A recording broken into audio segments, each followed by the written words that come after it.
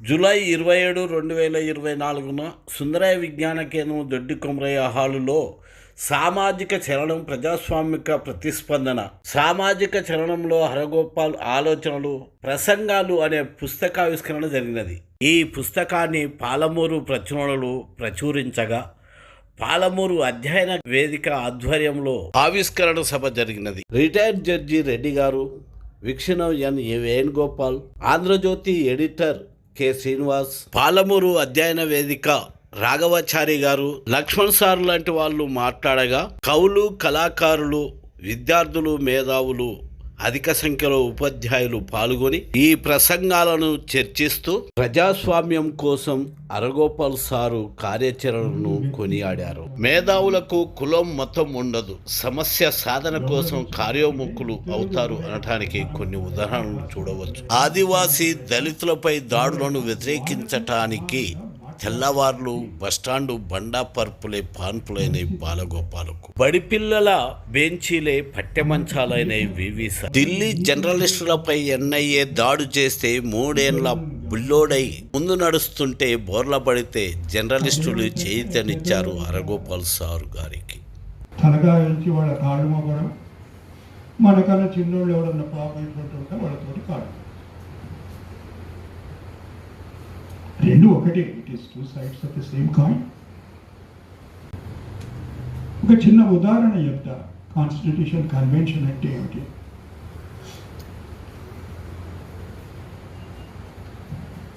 Mavalankar was the speaker, Nehru the prime minister. ప్రధానమంత్రి గారు ఒక లేఖ రాస్తారు మౌలాంకర్, ఏదో మీతో కలిసి మాట్లాడేది ఉన్నది ఈ ఫలానా సమస్య మీద, మీకు ఎప్పుడు వీలవుతుంది అంటే అందులో నువాన్స్ ఏమిటంటే ఎప్పుడు వస్తుంది నువ్వు కలవడానికి. ఈయన దానికి జవాబు రాస్తాడు. నెహ్రూస్ లెటర్స్లో చూస్తే మీరు గొప్ప నాయకులు, స్వాతంత్ర సంగ్రామంలో నేను మీకన్నా ఎన్నో రెట్లు కింద ఉండి మీతో పాటు పనిచేసిన వాడిని, మీ పట్ల అపారమైనటువంటి గౌరవం ఉంది. కానీ మీరు ఏ విషయం మీదైతే చర్చించదలుచుకున్నారో సాంప్రదాయం ప్రకారం స్పీకర్ను ప్రధానమంత్రి కాదు. అయినా మీరు తారీఖు, డేటు, సమయం చెప్పండి, నేను వస్తాను. దానికి నెహ్రూ జవాబు రాస్తాడు. ఎంత ఘోరమైనటువంటి తప్పు నుంచి నన్ను రక్షించినవు, నేను ఎంత పెద్ద పొరపాటు చేసినా ఈ మాత్రం కూడా చూసుకోకుండా నేను సభాధ్యక్షుడికి ఉత్తరం రాయడం ఏమిటి, నేను ఫలానా తారీఖున వస్తాను, మీకు వీలు ఉంటుంది. సమావేశం జరిగింది, చర్చించారు, అంత ఇంపార్టెంట్. ఎక్కడుంది ఇది? రాజ్యాంగంలో ఉందా? పార్లమెంటుకు సంబంధించిన విషయం అయితే ప్రధానమంత్రి, స్పీకర్, సభ అధ్యక్షుల దగ్గరికి పోవాలని ఉందా? అక్కడి నుంచి ఎక్కడి వరకు వచ్చినాం?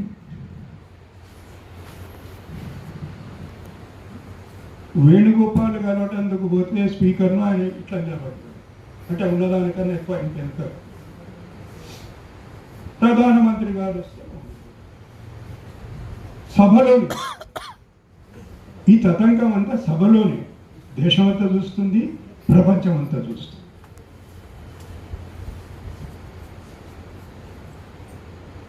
ఎందుకంటే మౌలాంకర్ ఎవరో తెలియదు, సభా సాంప్రదాయాలు ఏమిటో తెలియదు. నెహ్రూ ఒకరు తెలుసు. ఎందుకొరకంటే రోజు వాడిని ఆ గ్రేవ్ నుంచి, బొందల నుంచి లేపి ఒక 4 ఉతుకులు ఉతికి మళ్ళీ వాడిని బయట ఉంటే ప్రమాదం అని మళ్ళా గ్రేవ్లోకి పంపించి మళ్ళీ 4 రోజుల తర్వాత మళ్ళీ లేపి మళ్ళీ ఉతకడం.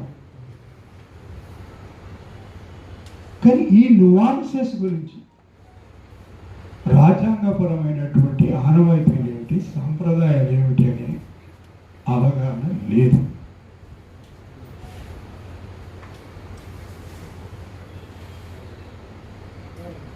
हरगोपाल गाరు లేవగానే मान्य सदस्य बैठ जाइए बैठ जाओ बैठ जाइए का నుంచి ముందుకు పోయింది. बैठ जाओ बैठो.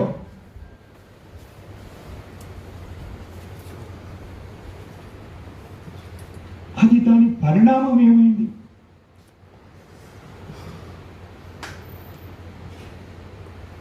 ఇంకా లోపలి దుస్తులు ఏమన్నా ఉండేవో కానీ ఆయన దొడుకునే కోటు షర్టు అన్ని ప్రతిపక్షాలను విడిపించేస్తాయి. నువ్వు బీజేపీ స్పీకర్ అన్నాడు మన అభిషేక్ బెనర్జీ. మగ మైత్రి లేచి నువ్వేం చేస్తావో మాకు మొదలే తెలుసు నాకు ఆ సంగతి. ఇదితో మనం సంతోషించవలసింది కాదు. ఇది అంటే ఆ స్పందనకు ఈ ప్రతిస్పందన, ఆ కాన్స్టిట్యూషనల్ మొరాలిటీ అని బాబాసాహెబ్ ఏదైతే మాట్లాడుతాడో దాన్ని పాటిస్తే ఈ పరిస్థితులు వచ్చేవి కావు.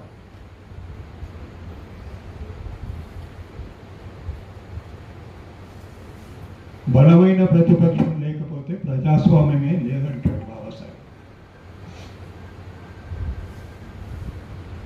మనమేమో ఆపోజిషన్ ముక్త భారత్ అని మనం ఆయన ఏదో పార్టీ పేరు చెప్పండి ఎందుకు, కానీ అది ప్రధానమైనటువంటి ప్రతిపక్షం కనుక అది లేకపోతే మిగతా వాళ్ళ సంగతి ఏముంది ఎప్పుడైనా చూసుకోవచ్చు, కానీ ఆ పార్టీ ఉండదు.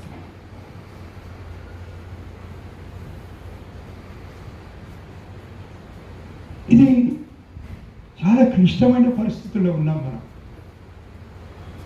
చాలామంది అనుకుంటారు అయిపోయింది, చాలా గొప్ప విజయం దొరికింది, నియంతృత్వ పోకడల నుంచి దేశాన్ని కాపాడుకోగలిగినాము అనే ఒక భావన ఉంది. కొంతవరకు నిజం కావచ్చు, కొంతవరకు. ఎన్నో రోజులు పట్టలే. నిన్ననే కార్గిల్ దివస్, మొన్నటి వరకు ఎన్డీఏ గవర్నమెంట్, నిన్న ఏ మోదీకి సర్కార్ అంటాడు ఆయన. మళ్ళా సేనను ఉద్దేశించి ప్రసంగిస్తూ ప్రతిపక్ష పార్టీలను విమర్శించడం, మళ్ళీ ఇటు చూపించి ఓ लोग अगर आते हैं ये दिवस नहीं मनाते. అంటే సైన్యాన్ని ప్రతిపక్షాలకు వ్యతిరేకంగా రెచ్చగొట్టడం రాజ్యాంగ సంప్రదాయమా, రాజ్యాంగ నైతికతనా? అడగవచ్చు ఎవరండి ఇప్పుడు లేచి నేను ఎందుకు తీసిన ఈ విషయం అంటే ఎక్కడ రాసిన సరట మాట్లాడకూడదు. ఇది తీవ్రంగా ఆలోచించాల్సినటువంటి. పార్లమెంట్ ఉంది కదా, మీకు మెజారిటీ ఉంది కదా, పార్లమెంట్లో ఎప్పుడు తిడుతూనే ఉంటుంది కదా, తిట్టువాడు. కానీ ఆ పరిస్థితి లేదని అర్థమైంది. ఇప్పుడు ఎట్లయిపోయిందంటే వాడు చేసి 4 తిట్లు అంతకన్నా వాడు ఎక్కువ తిడుతున్నాడు. అందుకొరకు use the platform of army.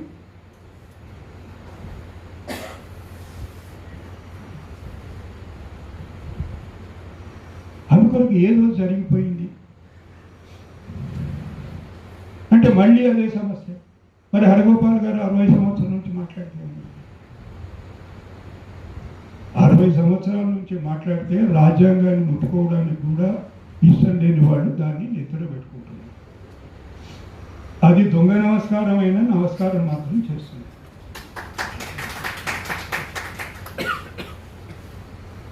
ఆయన మాట్లాడిన తెల్లారే ఫలితం ఉంటుందంటే ఉండదు.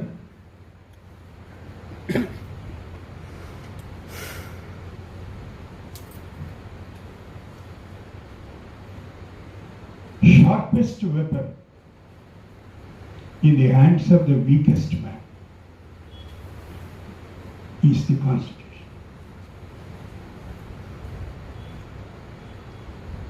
అందుకే ఇక్కడ ఉన్నవాళ్ళము మనము బతికించలేదు ఆ రాజ్యాంగాన్ని. అప్పుడు కూర్చి పెట్టుకొని ఉంటాడేమో. మనం అనుకుంటాం వానికి రాజ్యాంగం అంటే ఏదో అర్థం కాదు, మనకన్నా బాగా అర్థమైంది. ఇంకా కొంచెం అర్థమైతే హరగోపాల్ గారు ఇంకో 4 ఉపన్యాసాలు ఎక్కువిస్తే అది ఇంకా కొంచెం ముందు.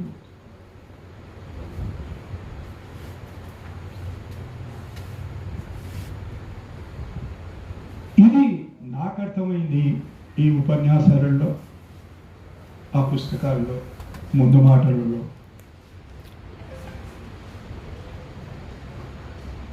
ఎవరో ఒక ఉపన్యాసకుడు మేలుకొలుపు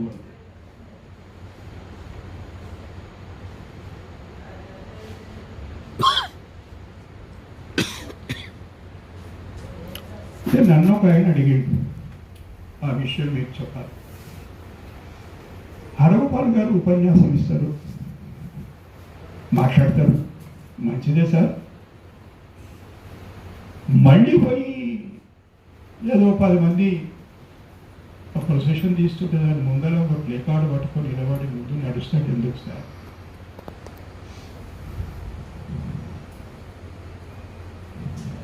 నన్ను ఆ ప్రశ్న అడిగిన ఆయనకు నేను జవాబు చెప్తే అర్థం చేసుకుంటాడు అని చెప్పి నాకు అనిపించలేదు. అందుకొరకు నేను ఆయనతోటి పెద్దగా చర్చను కొనసాగించాను. నాకు నేను ప్రశ్న వేసుకున్నాను, నిజమే ఆ పాలమూరు వేదిక గంజ కేంద్రాలు అంటాడు, ఇంకేదో అంటాడు, పౌర హక్కుల వేదిక అంటాడు, స్పందన అంటాడు. ఆయన శాంతి దూతగా పనిచేసినప్పుడు తన అనుభవాలను, కొంతమంది మిత్రులను కోల్పోవడం, ఆయనకు కలిగినటువంటి బాధ, అవన్నీ బాగానే ఉంది. కానీ నిజంగా నేను కూడా అనుకున్నా, ఎందుకైనా ఈ స్ట్రీట్లో నడుపుతా.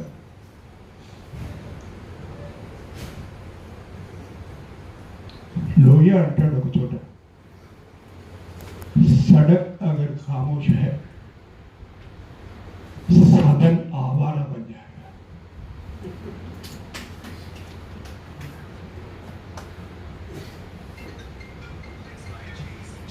सड़क अगर खामोश है साधन आवारा बन जाएगा. అంటే అంత ప్రశాంతత, రోడ్డు మీదకి వచ్చి ఎవడు మాట్లాడడు, ఎవడు ప్రొసెషన్ చేయడు, ఎవడు ప్రొటెస్ట్ చేయడు, అంటే చూడడానికి అంత ప్రశాంతంగానే ఉంటుంది. అప్పుడు చట్టసభలు ఆవారం అయిపోతాయట, దాని ఇష్టం వచ్చినట్టు చేస్తారు. అది దాని వెనుక ఉన్నటువంటి రహస్యం.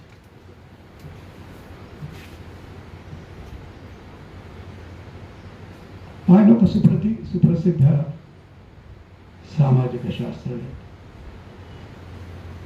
మొన్న ఎక్కడో చదువుతున్న ఏదో పుస్తకానికి ముందు మాటన జ్ఞాపకం రావట్లేదు, వయసు వస్తుంది.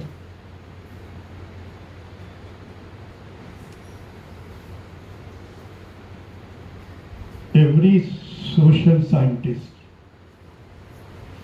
is a public intellectual.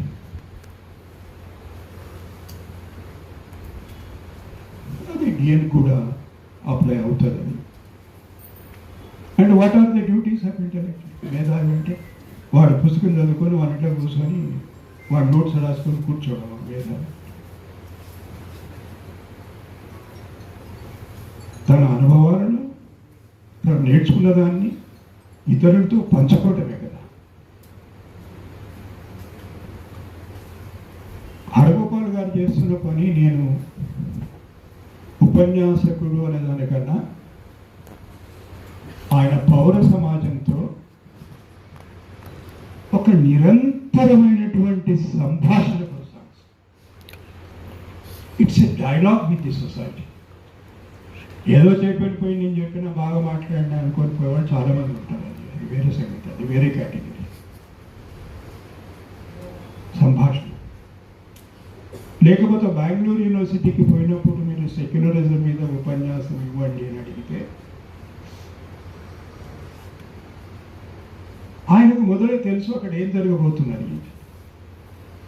కొన్ని శక్తులు, ఎటువంటి శక్తులు ఇప్పుడు విద్యార్థి లోకంలో వచ్చిందంటే,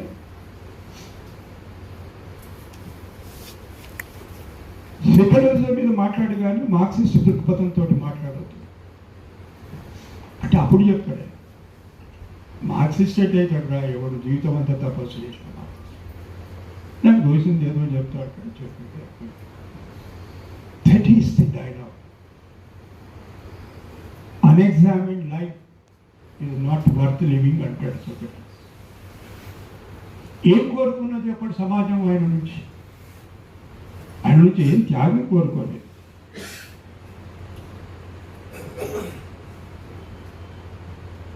బోధించడం మానుకో.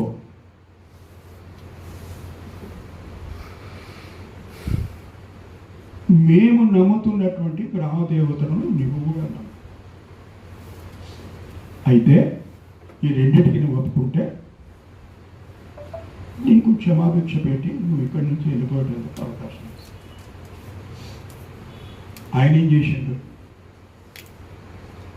రెండు నా జీవితాంతం చేస్తూనే ఉంటాను.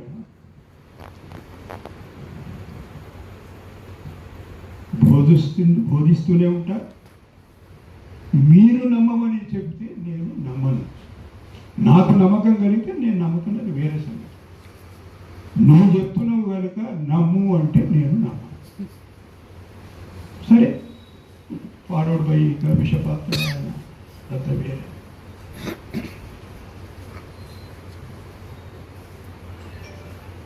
ఎందుకొరకు చెప్తున్నా ఈ మాట అంటే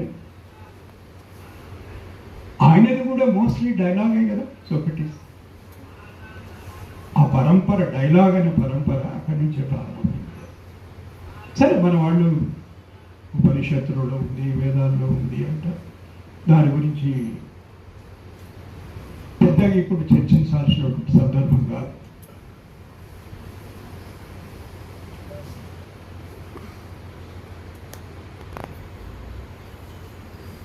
ఆయన మాట్లాడే మాటల నుంచి కొంచెమైనా అర్థం చేసుకో. ఒక్కడుగు మనం ముందుకు వేయగలిగితే సమాజంలో విప్లవాత్మకమైనటువంటి మార్పు అనని కానీ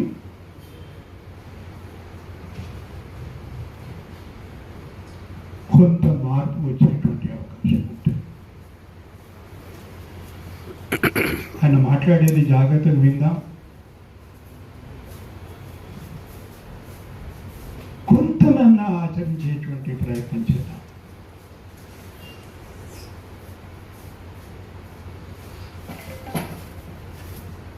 అప్పుడు భారత రాజ్యాంగాన్ని కొంతవరకైనా బతికించుకుందాం అనేటువంటి ఒక కోరిక, ఒక సంకల్పం కలిగేటువంటి అవకాశం. ఎట్లా మరి మార్పు ఎట్లా?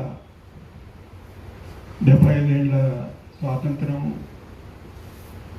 70 సంవత్సరాల రాజ్యాంగం అంటే మళ్ళీ అంబేద్కర్ చెప్పిన జవాబు, రామచంద్రమూర్తి గారు చెప్పింది ఆయన నా జవాబు ఏంటంటే మీరు ఏం చేయాల్సిన పని, రాజ్యాంగంలో ఉన్న ఆదేశిక సూత్రాలను అమలు చేస్తే చాలు. సమానత్వం వైపు అడుగులు పడతాయి.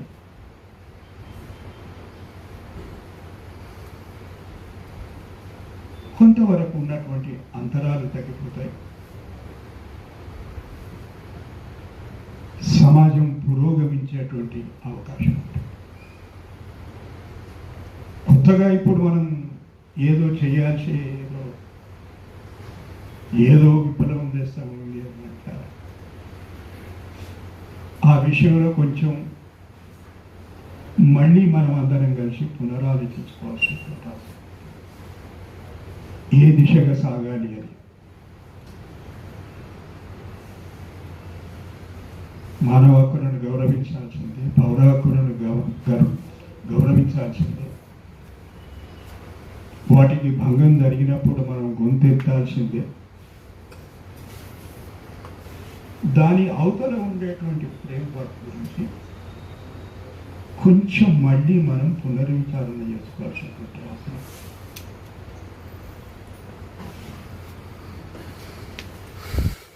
అది ఒక్క కొత్త ప్రయోగం అయినట్టు ఈ రాజ్యాంగాన్ని మనం నెత్తినేసుకొని దీని అమలుకు డిమాండ్ చేయడం కూడా ఒక కొత్త ప్రయోగం అనుకొని మొదలుపెట్టాం. ప్రజల్లోకి తీసుకుపోయేటువంటి ప్రయత్నం.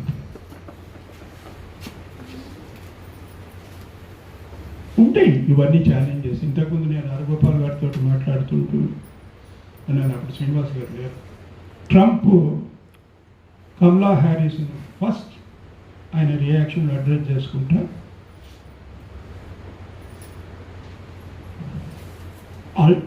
రాడికల్ లెఫ్ట్ లూనటిక్ కమలా హారిస్ను ఆయన సంబోధించినటువంటి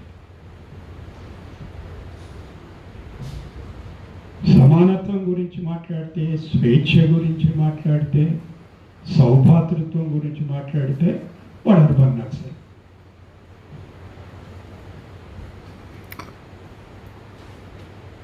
అంటే వాళ్ళ ఉద్దేశం ఏంటంటే నక్సలేటెడ్ ఎవరు ఉంటే వాళ్ళ అందరిని అప్పుడే కంపేషన్ అయిపోతారు, మిగతా వాళ్ళు ఎవరు ఉంటే ఏరేస్తాం. కానీ వీళ్ళంతా పౌర సమాజంలో పెద్ద మనుషులు బాగా చలామణి అవుతుంటారు. వీళ్ళంతా అర్థం.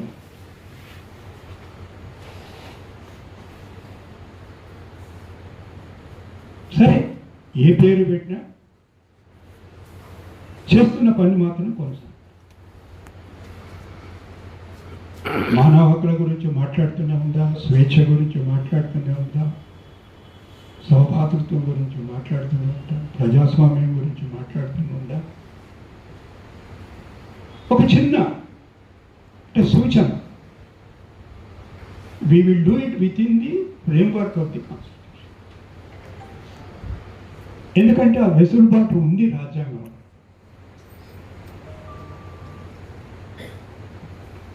మార్క్స్ను దర్శించదలుచుకున్నవాడు రాజ్యాంగంలో మార్క్స్ను దర్శించవచ్చు. గాంధీని చూడదలుచుకున్నవాడు గాంధీని రాజ్యాంగంలో చూడవచ్చు.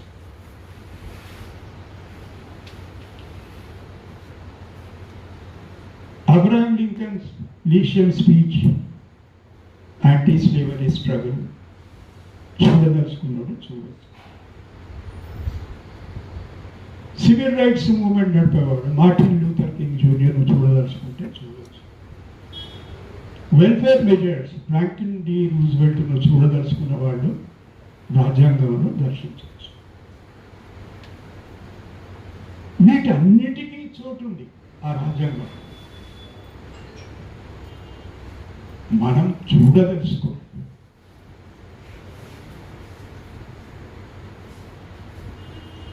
వాటిని దర్శించాలంటే మొదలు చేయాల్సింది ఆ మెయిన్ స్ట్రీమ్ మీడియా అనేది ఉంటుంది కదా, దాన్ని మనం చూడడం మానేయాలి. ఇక్కడ ఈ వేణుగోపాల్ ఏదో యూట్యూబ్ నడుపుతాడు, మనకు సమయం ఉంటే చూద్దాం.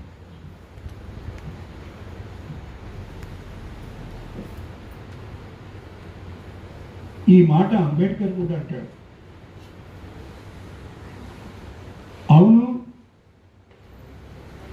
ప్రతిపక్షాల తరఫున మాట్లాడితే ఏమొస్తుంది వాడికి?